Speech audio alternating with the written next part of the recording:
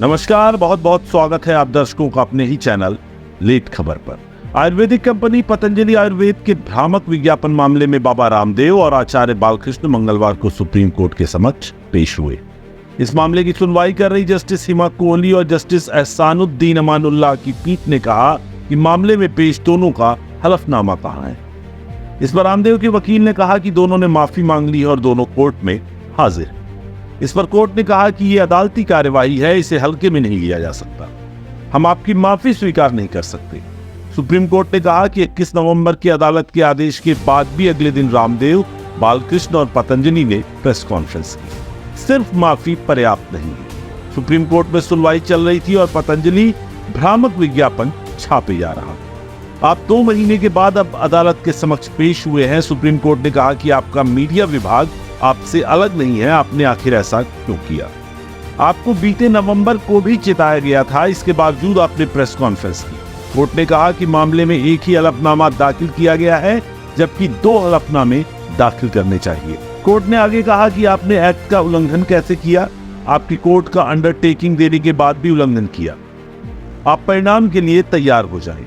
क्या आपने एक्ट में बदलाव को लेकर मिनिस्ट्री से संपर्क किया है? रामदेव ने हाथ जोड़कर मांगी माफी। इस पर पतंजलि ने स्वीकार किया कि उनसे चूक हो गई है। इस पर कोर्ट ने कहा कि अदालत की अवमानना का जवाब दीजिए। रामदेव की ओर से पैरवी कर रहे बलवीर सिंह ने कहा कि हमारा माफीनामा तैयार है, तो बेंच ने कहा कि ये रिकॉर्ड में आखिर क्यों नहीं है। बलवीर ने कहा कि यह तैयार था, लेकिन हम चाहते थे जरूरत पड़ने पर जरूरी बदलाव किए जाएं। पीठ ने कहा कि सुप्रीम कोर्ट में मामले की सुनवाई के बावजूद अखबारों में विज्ञापन दिए जा रहे थे और आपके मुवक्किल विज्ञापनों में नजर आ रहे थे। सुप्रीम कोर्ट ने कहा कि आप देश की सेवा करने का बहाना मत बनाइए। रामदेव के वकील ने वही कहा कि भविष्य में ऐसा नहीं होगा, पहले जो गलती हो गई है उसके लिए माफी मांगते हैं। रामदेव ने भी अदालत में माफी मांगी। उन्होंने कहा कि मैं इस आचरण के लिए शर्मिंदा हूं।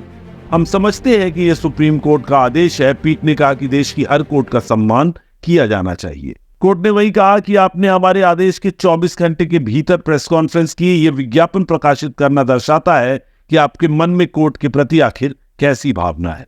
इस पर रामदेव के वकील ने कहा कि हमसे गलती हुई है, हम इससे मुंह नहीं मोड़ रहे या छिपा नहीं रहे, हम स्वीकारते हैं, हम बिना शर्त माफी मांगते हैं।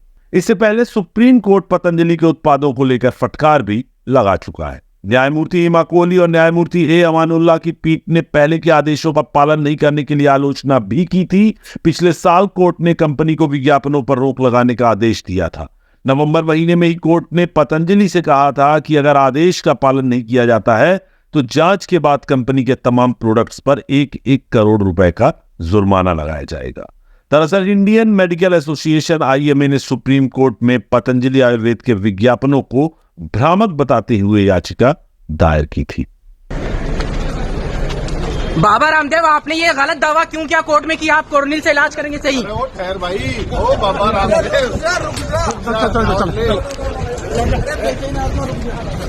रामदेव जी, आपने सुप्रीम कोर्ट में झूठ क्यों बोला?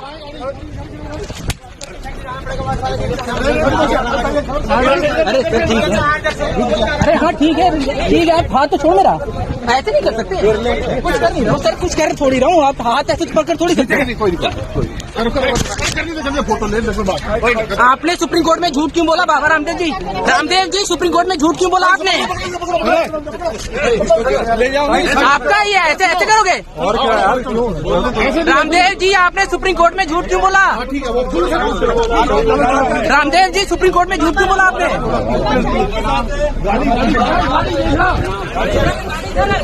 माफीनामे को अस्वीकार कर दिया सुप्रीम कोर्ट ने। कोर्ट ने आपके माफीनामे को अस्वीकार कर दिया, क्या कहोगे?